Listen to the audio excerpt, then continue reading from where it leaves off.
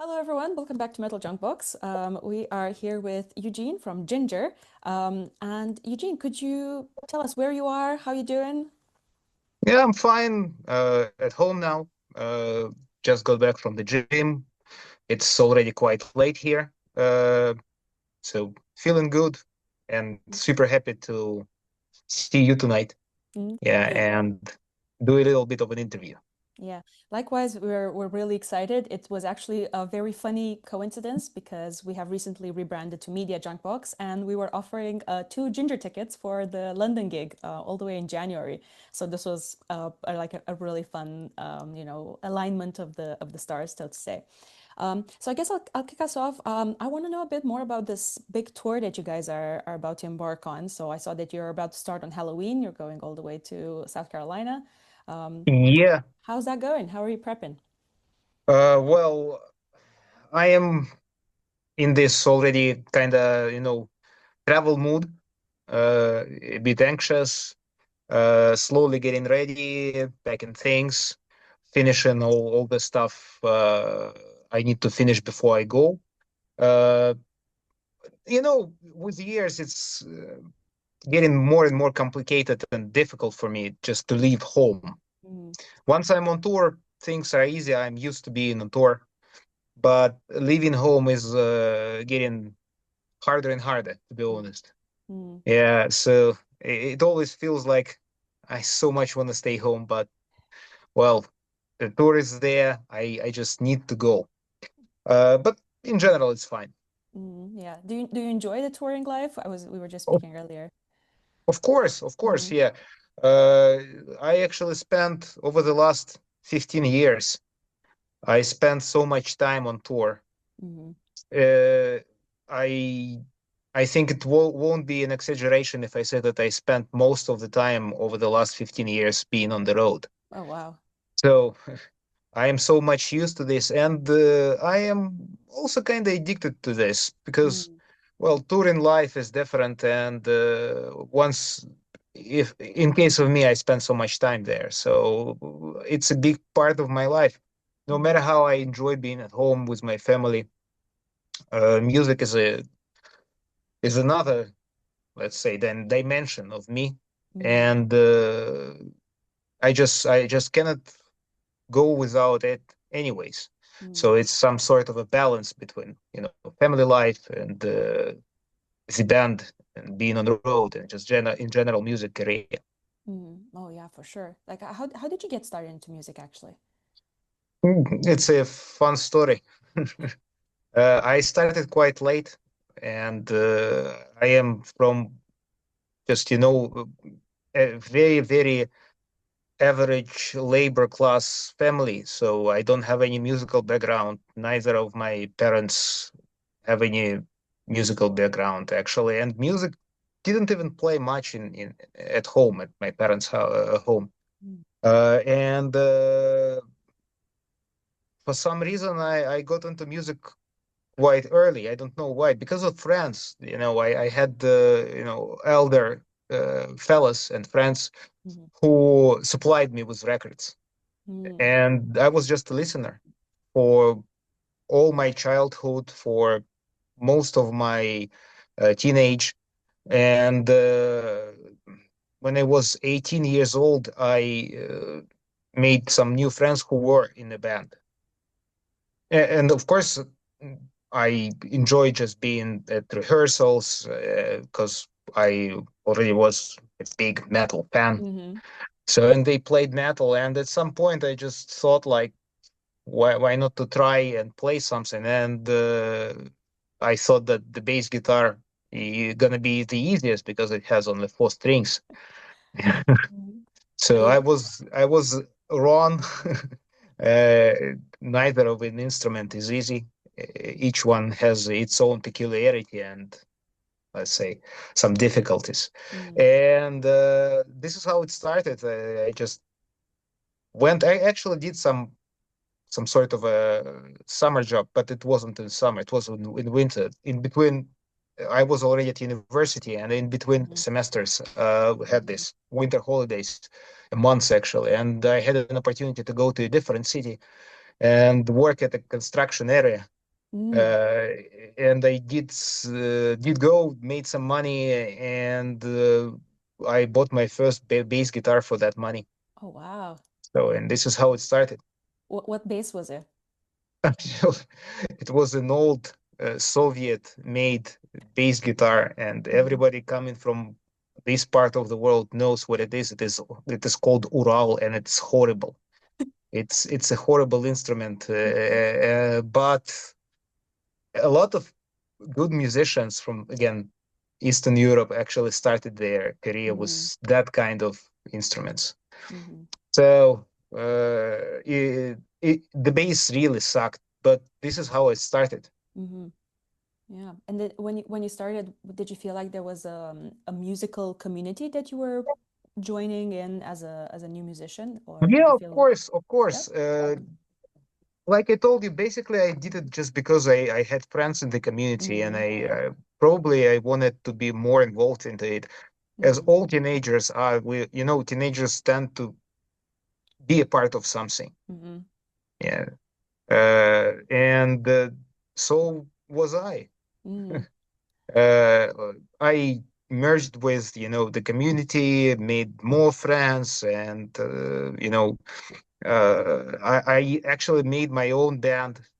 Mm-hmm. We started playing some gigs.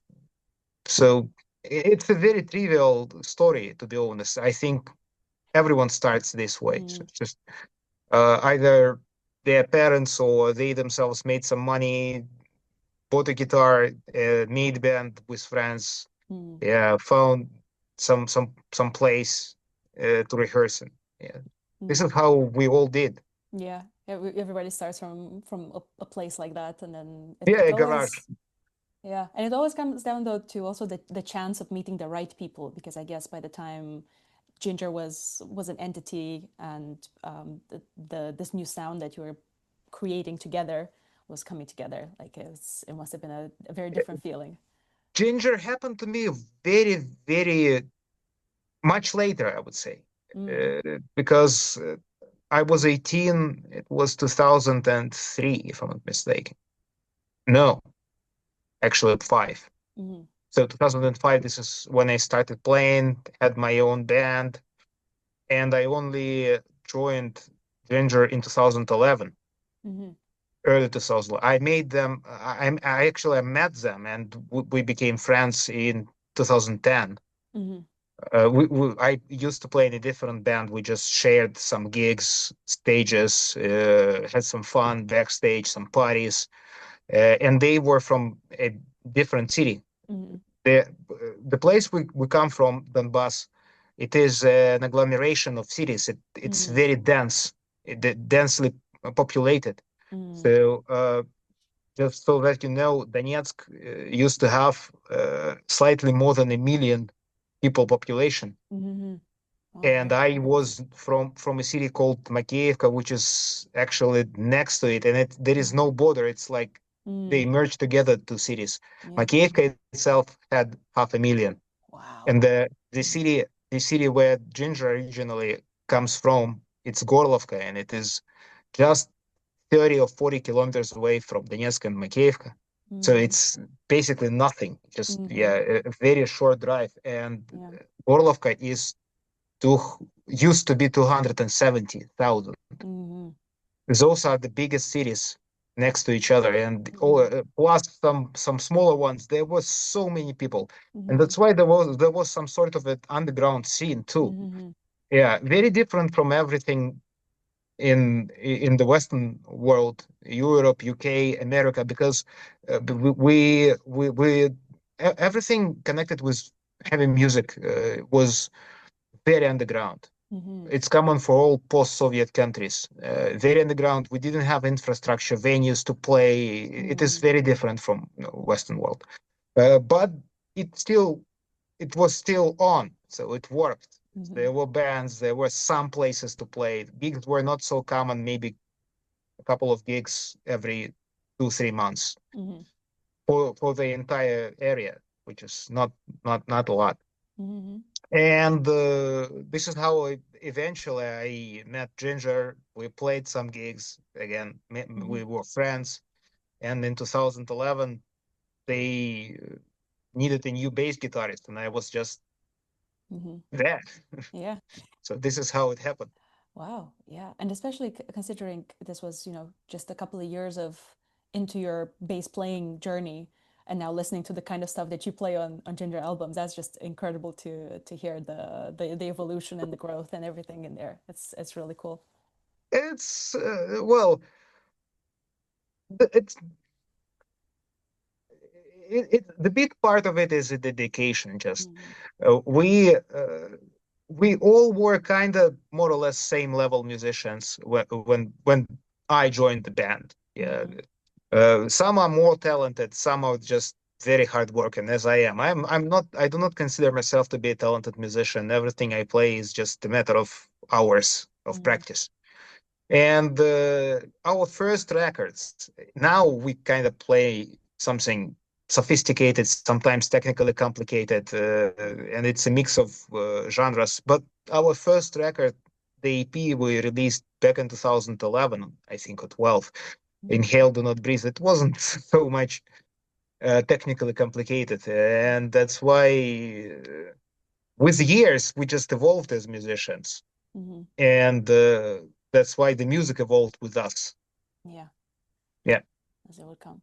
Yeah, because I will have a couple of questions about the latest release of is it Duél? Is it, do you have her way of saying it?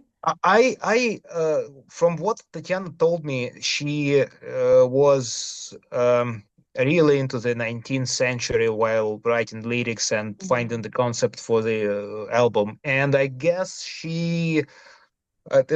everybody understands that the 19th century was quite different from our time because now lingua franca is English, Hmm. but it used to be French. Yeah. That's why it's called lingua franca. Hmm. Yeah.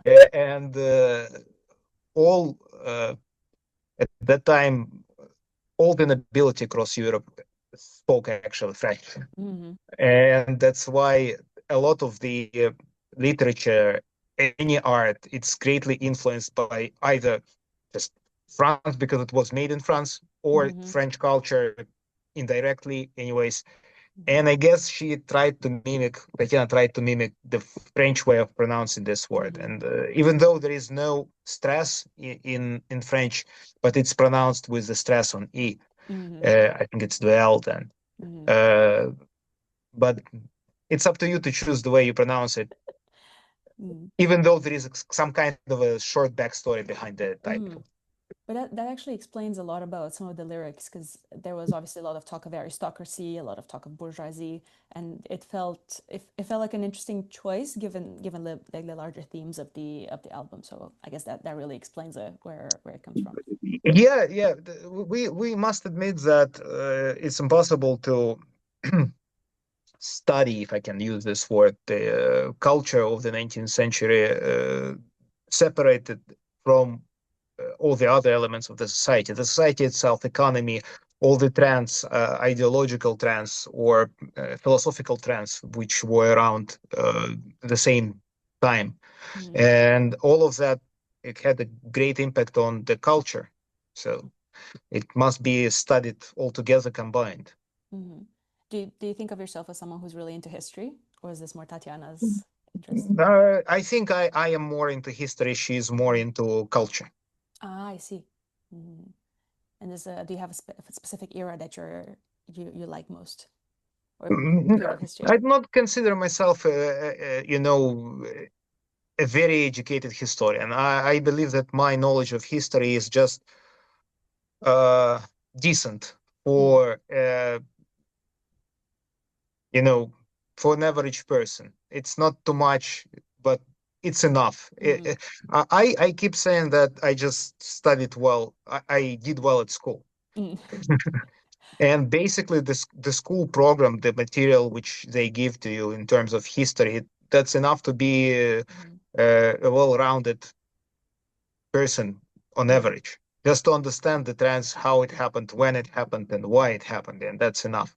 Mhm. But I do not seriously consider myself as a sort of a amateur historian, nothing like that. Yeah, but even then, understanding, as you said, like the patterns and how things move and change, it's quite important.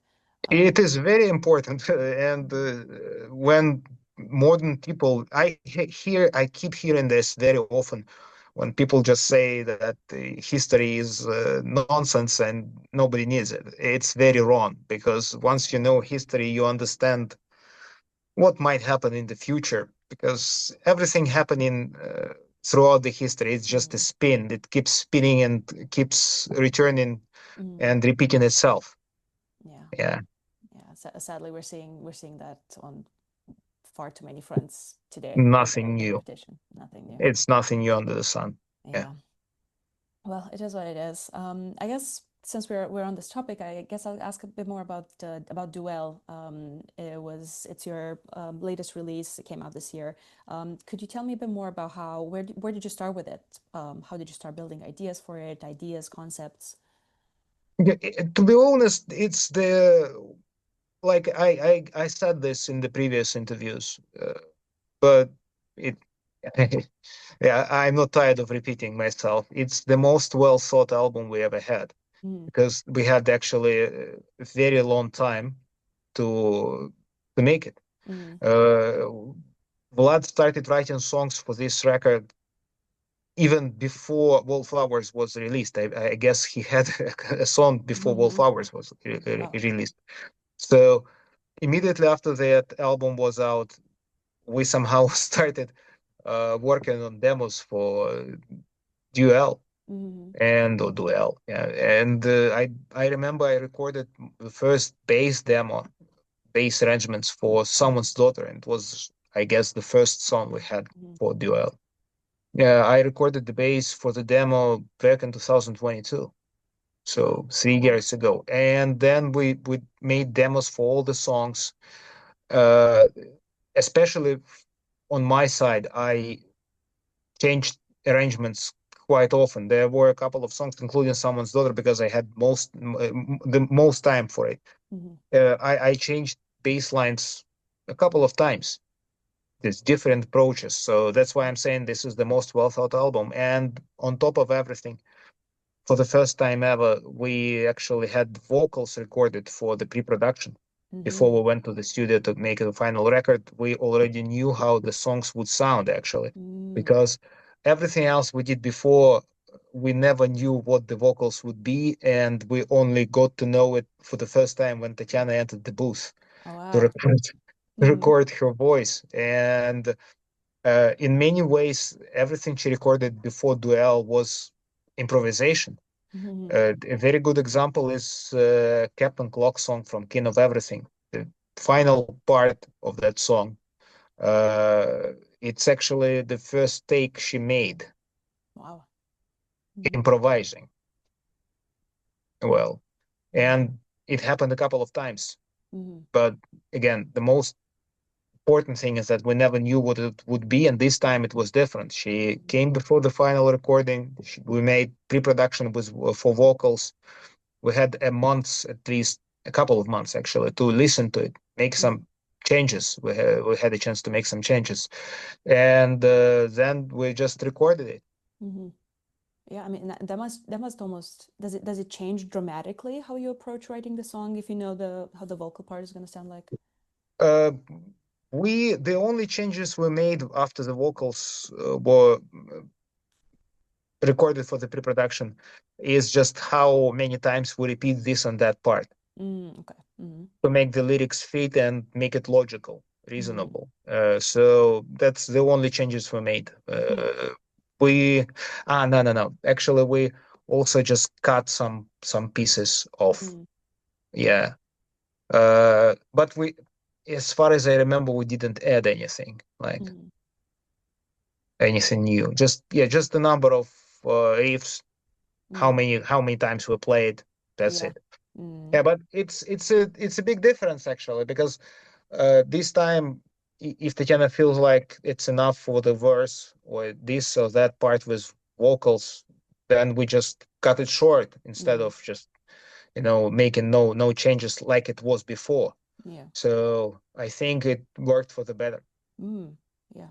Again, because you also have kind of something closer to the final sound in Yeah, in in terms of the vocals themselves, the voice itself, she had the chance to make changes. So she recorded the pre-production, she listened to it a lot, and she already knew what she likes, what hmm and which parts might be changed Yeah. or needed to be changed. So hmm Yeah. So yeah, indeed, a way more thoughtful, like methodical approach to exactly, it. thoughtful is the right word. Mm. Like in general, when you write, like, do you always like, I guess, come up with ideas separately, send demos to each other, or do you ever get the chance to play, jam, like kind of bounce ideas off in real time? Uh, we do not jam, and how songs were written for the last at least 5 albums is Mm. it's very simple. We just keep sending each other the sketches Mm-hmm. of the whole composition, Mm. and this is how we start working on a song. So a sketch comes from Vlad, Roman, me, and if everyone improves, we just start working on arrangements, changing this part or that part.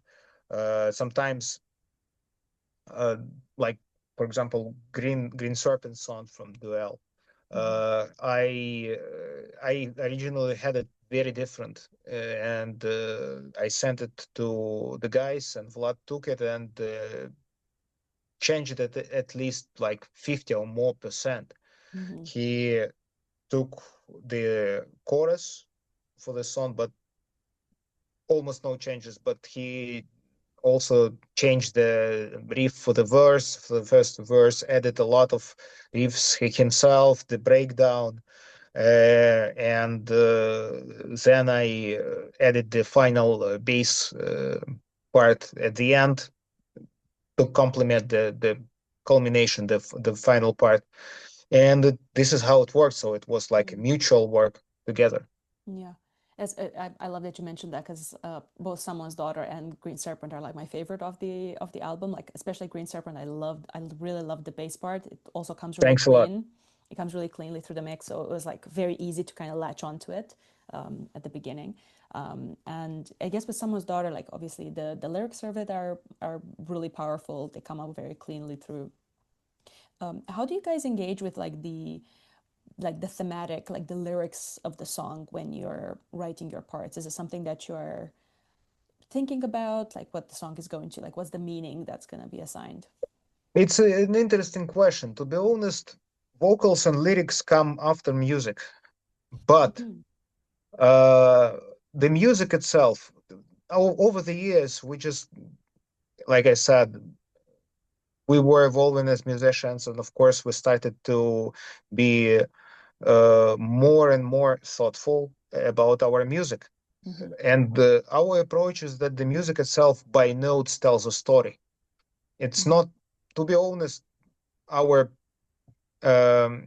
music, even without vocals, is self-sufficient because compositions are not just verse, chorus, verse, chorus. Mm-hmm. No, there is a plot, musical plot in every composition. Mm-hmm. And uh, we just create the vibe, we create the atmosphere by Mm-hmm. music. And then Tatiana listens to it, and on based on the vibe and atmosphere of musical compositions, she creates the lyrical component. Mm-hmm. So she really writes a story, Yeah. Oh yeah. but Yeah. it's based on the vibe of the music. Mm-hmm. Yeah, I guess that makes sense. It also, I guess, in most like proggier music, there's a very clean journey in the melody itself that, regardless of the lyrics, it's very palpable and like very hard hitting like that. Thanks for getting it. Yeah, no, I really, really, really, really vibe with those. And I also wanted to ask about Tumbleweed. That was another one that I really liked. Again, also liked, I'm a lyric listener, so I also really like the lyrics on it. But I just wanted to ask a little bit more about like the kind of how that song came along. It's Vlad's song, and this is uh, I would say that the only problem I have, it's not even a problem with the song. It's structurally quite close to Kafka. And when we recorded the album, it was very hard for me to pick the one which I like more, Kafka or Tumbleweed. I think I tend more towards Kafka. It's a kind of a half ballad song because the very first part is just very mellow, very soft and slow, and then it turns into deathcore anthem with breakdowns and everything. Great song, but again, just if you ask me, I tend more towards Kafka Can I ask more about Tumbleweed. Kafka? I also had it on my list of songs. It's actually a great song and one of my favorites ever. I must say that Green Serpent is my favorite from Duél. So thanks for picking that one. And Kafka is probably second to third place. Very hard to say. It's first of all the lyrical theme. Like Tatiana was greatly influenced by Kafka works at that time, and it's to some extent some sort of a resume of all his life and ideas which he put into his works. So definitely she was all about Kafka at that time when she was writing lyrics. And the music itself, it's a journey, like how it sounds. There is some sort of a verse there because there is a main theme, melodic theme, which goes along the very first part, the soft part of the song. And the bass work there is something I'm really proud of. Actually, there is a bass melody in the very first part of the song, which I didn't write. It was Vlad's idea because he told me that he first played it on bass and then built the song over it. So he wanted this to be the main theme, and I didn't argue with him. I played the way he wanted. Yeah, it's a great melody. And then how the bass guitar evolves, I just tried to keep the vibe, and I tried to build up some sort of a crescendo, some sort of a development, the growth, which will culminate, which will finalize itself in the heavy part of the song. Just every time, big thing to play live, to be honest. Like, both hard but very, very fun, enjoyable to play. Yeah, because I guess this segues perfectly because you guys have been touring a lot already this year. You've done all the good festivals pretty much. So it must have felt cool to play all of these new songs to like a fresh audience. A lot. And it's also cool to see that a couple of those gigs were recorded and now are there for all the people worldwide, and they will stay on YouTube forever. I hope, as long as we have internet. Yeah, pretty Yeah. much. So because why I'm saying this, because a couple of days ago I watched the Hellfest performance for the first time in its entirety, and felt really proud because first we played well, how it looked, just fantastic. We headlined that stage that night, and it's one of those shows which even I do not watch. To be honest, I do not watch our videos a lot. I do not listen to Jinjer a lot, apart from the latest record.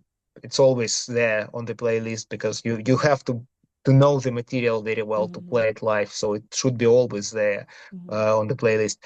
But all the records, I very rarely go back and listen to them. Yeah, but some live performances are special moments, and I from time to time just go on YouTube and search for those old shows and watch them. Yeah, and I mean a show, and especially a show and a stage like Hellfest, that's the next level Indeed. What do you remember from like when you were playing? Do you remember much, or was it just like just like Yeah, a yeah, new player? I do play. I do remember a lot. First of all, it was very hot. Yeah, this year It was was killer. insanely hot. I was dripping wet. Just the water was everywhere, sweat, water, and it's insanely hard to play. Hmm. So considering this, the way it's performed, the show itself, how Hmm. we played, it's something unbelievable. Because in such conditions, it's impossible to play clean. Hmm. Yeah, I guess it must have been tough. Do you like when you see like a crowd that big, do you like focus on any particular part of the crowd? Yeah? Sometimes I focus on particular people. Just Hmm. I see a face. There are two ways.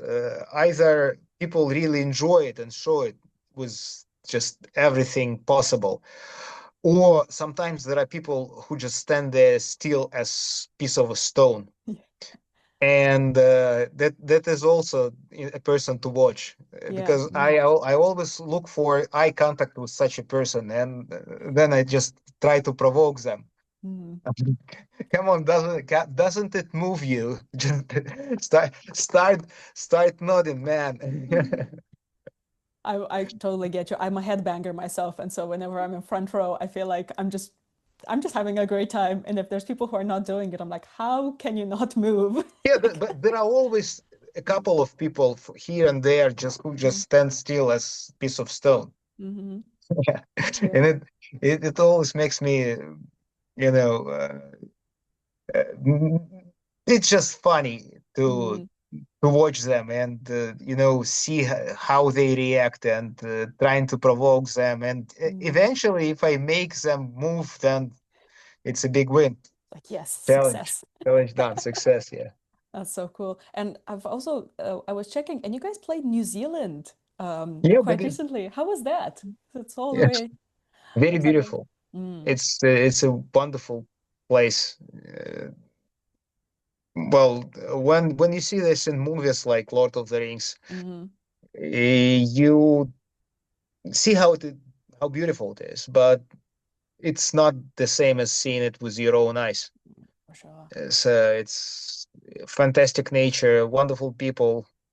Uh, in general, down under Hmm. Australia and New Zealand now, Hmm. in my opinion, Australia especially as a country, and New Zealand because of its nature, those are the best.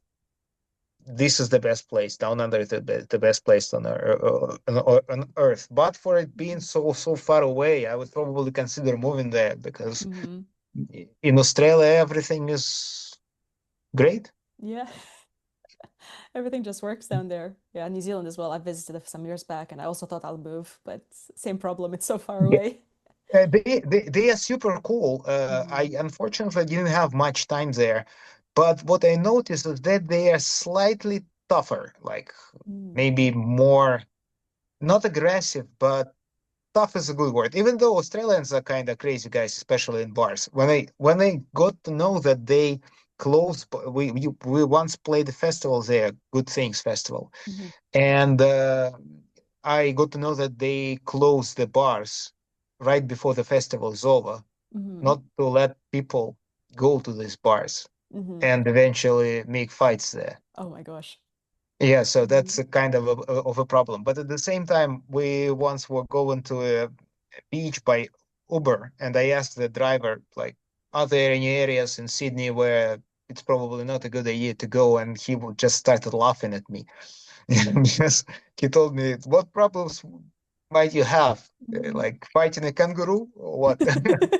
Like, yeah, everything is safe, everywhere is safe. This is Hmm. what he assured me. All right. So yeah, in New Zealand, I saw kind of bit different situations. I saw some weird places, but anyways, the vibe was very cool. I would gladly go and play there again, or just be there as a tourist. Mm. It's we had almost the full day off before we Oh, uh, that's good. flew off from there, and we had the chance to go to the beach and do a bit of hiking in the mountains. It's an incredible place. Mm, Like nothing else on earth looks and feels like that. for sure. Oh, for sure. Yeah, New Zealand I think is like unmatched. And obviously you'll be touring the US extensively for the rest of the year. Then you're coming back to Europe, touring it again for a couple of months. So you're already crossing some amazing places. But yeah, New Zealand is Yeah, special. you know, I just learned that it is important to enjoy every opportunity you have. So once we have a day off everywhere in Europe or in Mm, the States, we either look for something to do all together as a crew, mm, no, tour crew, and when everybody is just at the loose end and doesn't want to do anything, like then probably I myself just go somewhere and mm, see some things. I really love looking for and seeing aviation museums. mm, I'm a bit of a plane nerd. I love planes. mm, So seeing some old and interesting airplanes is a big fun for me. And that's such a lovely like niche interest to have because then you can go to this place that most people wouldn't even know exists in a city, and you're like, they have this like amazing model or they have this amazing thing there. That's really cool. Exactly. Yeah. What's the best city for aviation museums that you've been to?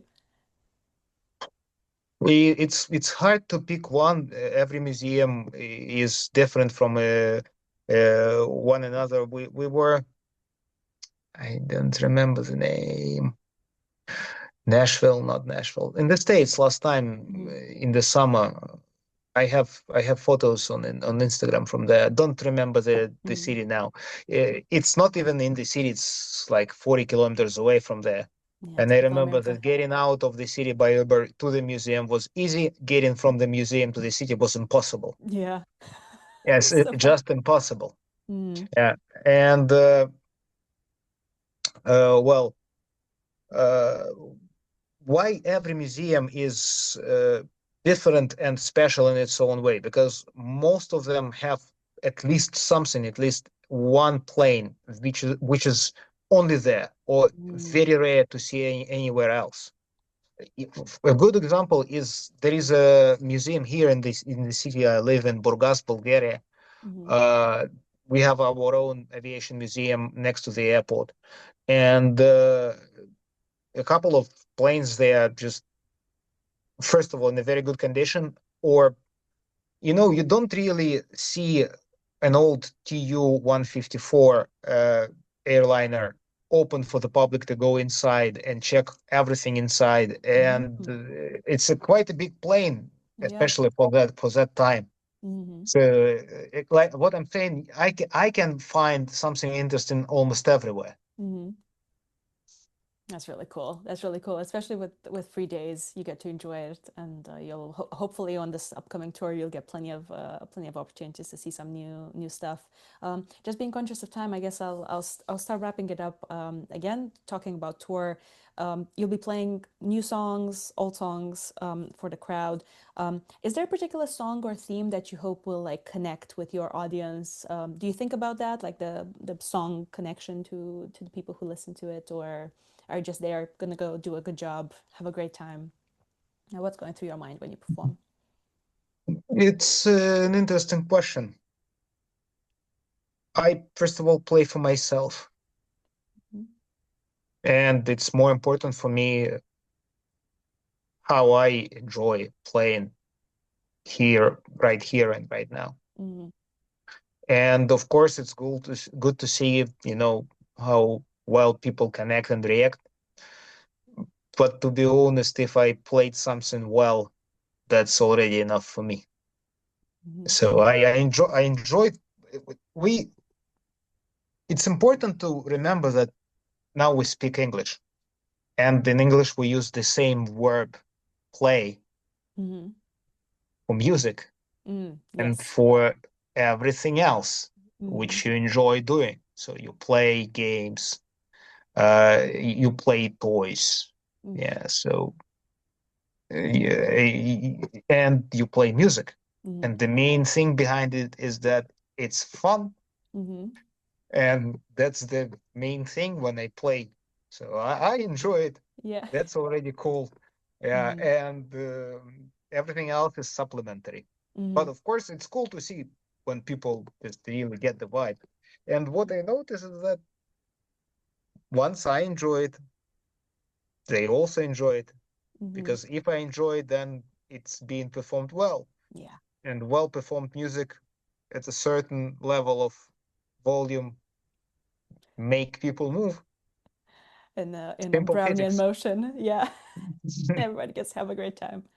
No, for sure. I guess again, just to wrap it up, it's going to be very exciting to see you guys coming down to London next year in January.